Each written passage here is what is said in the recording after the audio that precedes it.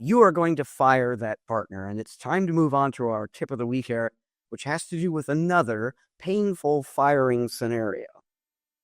That's right, Rich. As we near the end of Q4, our thoughts start focusing on Q1. And what does that mean? That means that it's a new year. Partners are sitting there thinking about renewing agreements with clients.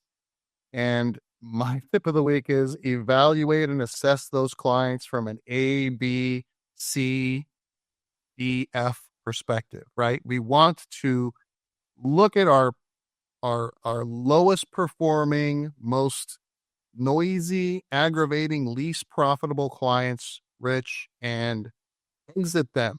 We want to build an organization that serves the types of clients that see the value in our strategic relationship, that trust us, that allow us responsibility to support them and guide them in their business growth journey through our strategic consulting. It's not simply about landing desktops and things like that anymore, Rich. We're moving into a new era where hardware is it is becoming less and less important in terms of what value we bring to our clients as we move more toward the cloud, as we strengthen their cybersecurity postures, as we support work from anywhere, remote offices, travel, home, all of these things. And as we've been talking about, Rich, the impending impact of AI and, business process optimization and these more strategic services that we deliver to these clients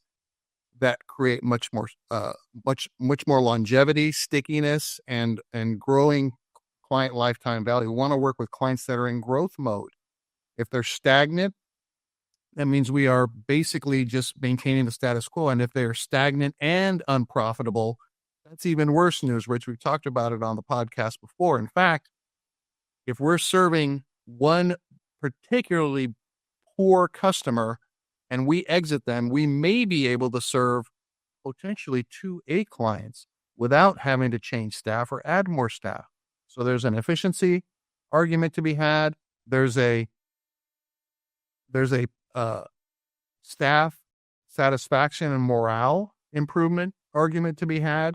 And there's a profitability and a scalability argument to be had that supports us, as our good friend Carl Palachuk says, pruning our garden, right? Weeding our garden.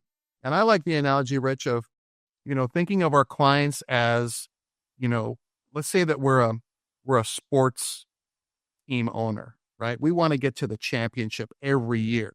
Well, guess what? In any professional sport, pick your sport, right? Your players in this scenario are your clients, and you've got to make player trades in order to get the right players to get you to the championship. And this happens every single season, Rich. So that's the analogy I want to share with everybody is look at your clients. You're trying to make it to the championship, which means the highest level of profitability, scalability, least amount of noise and pain and frustration.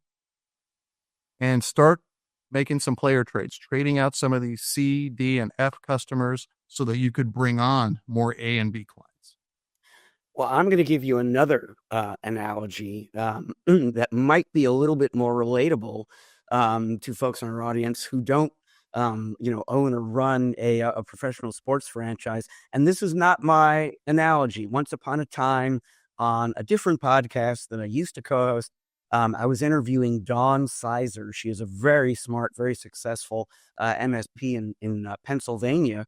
And she likened the process you're talking about, Eric, to going into your 401k and getting out of the investment vehicles that are not performing well for you and putting more money into the vehicles that are, or shifting assets from underperforming funds to other funds that you think have reasonably will perform better.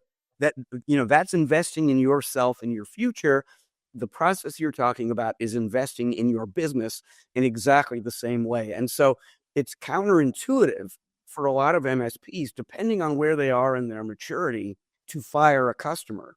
But those same people wouldn't think twice about selling a stock, getting out of an ETF, getting out of a mutual fund, that isn't performing for them. And you've got to get into that same mindset when it comes to your customers. If you want to maximize your return on investment, you want to be as smart as possible as where you are investing from a business standpoint in terms of your customers.